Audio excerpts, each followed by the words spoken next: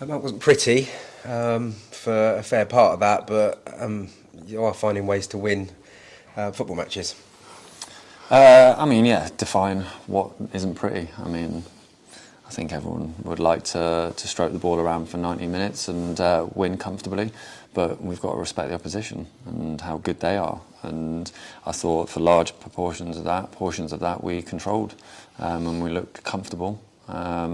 It was always going to be hard with the physicality that they possess and balls into the box, but I thought, by and large, we were disappointed not to create more actions at the goal, but in terms of final third entries, wasn't too far off where we wanted to be, the control. But like I say, we knew our transition was very important today, and they would have wanted to go man for man, and we had to be concentrated for the whole time. And like you say, we found the way.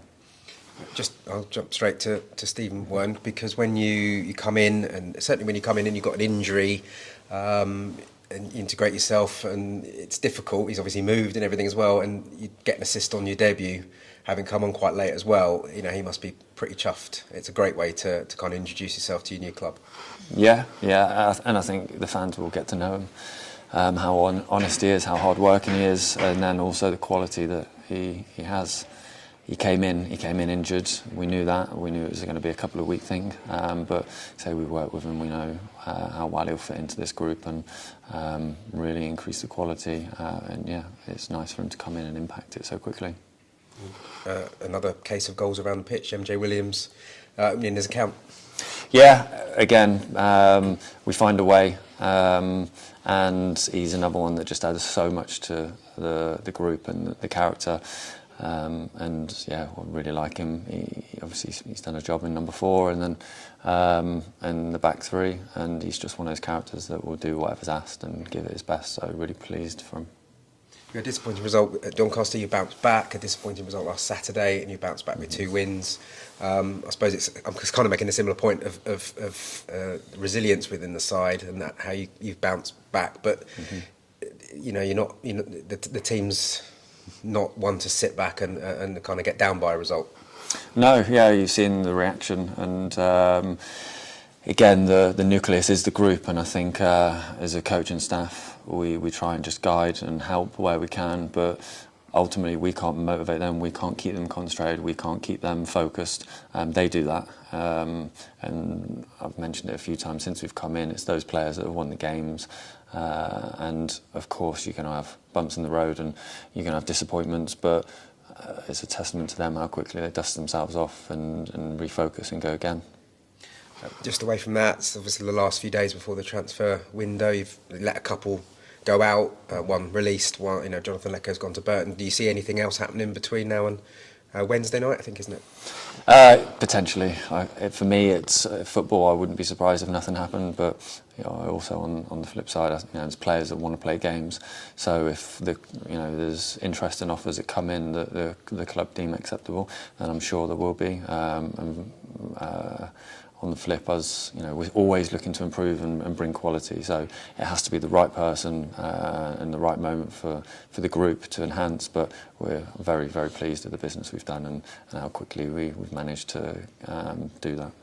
So, from the point of view of, you've got quite a settled 11, maybe, your substitute, do you anticipate anyone leaving? Because I know you've got your nucleus of your squad now, haven't you, I think?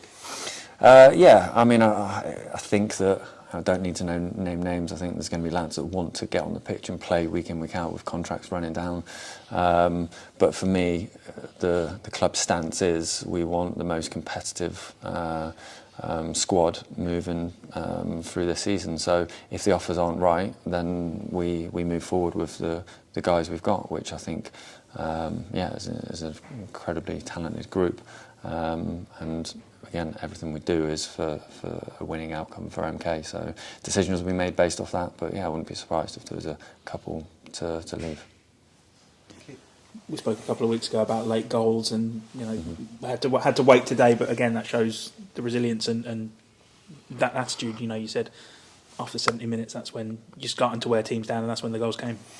Yeah, and I think we rode our luck.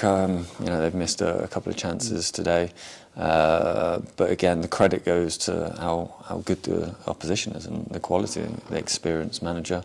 You can see that they've got a way of playing, and so have we. So we had to be really patient, really resilient in our focus and our concentration, and we had to keep plugging away. And if it didn't come, it didn't come. But we've got to make sure that we do everything we possibly can. But we've got belief in the boys of the quality on the pitch that in any one moment we've got game changers and game winners. So, and it did.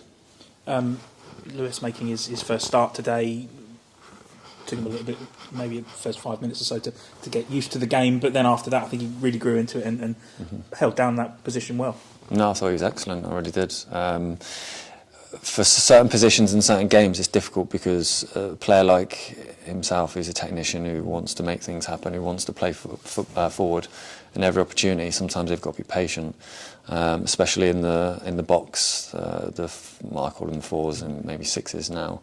In the 10s, sometimes they just have to stand still, and that's affecting the game because they're taking 3 or 4 or 5 of their players out of it. But I've had to talk to Payne many times about this. He's so eager to get on the ball. He's running here and everywhere, and sometimes you just have to stand still. Yeah. And it looks as though it might be ineffective, but it's not. It's part of an understanding of how we want to play. But in terms of when he was on the ball, he looked very threatening. He looks like he come in. He's got a natural understanding of how we want to play, and he's certainly got the ability. Well, it's hard work telling a player to stand still on the pitch, isn't it? And I mean, Max Dean's another one, isn't it? He runs, covers every blade of grass. Sometimes you just want him to stick in that position. Yeah, 100%. And I think we were showing a couple of clips of Payne actually standing still, and I said, that's quite incredible. And he said he's been working on it at home. So that was his comeback. Yeah. I was like, all right, brilliant. So yeah, like you say, it's knowing what everything is, the intention of what you're doing. Whether you're standing still or you're making a run or you're taking 1, 2, 3 touches, is knowing why you're doing it. And yeah, they're all improving in that understanding, which is good. I know you've just basically given chapter and verse to Paul about the transfer window, but there is there was rumours knocking about yesterday about a potential bid for Max Dean. I don't know if there's any truth to that, but he's a key player for you, isn't he? Yes, I'm unaware. I'm not saying there is or isn't. I know there has been interest because he's an exciting young prospect, and his ceiling I think is incredibly high, and I think everyone here is looking forward to watching him go on with us at the minute, and hopefully that can continue. But of course there'll be interest, and that's the detriment to having a successful team and pushing winning games. But that's what we want. So ideally you just have the transfer window shut tonight then? Yes, certainly.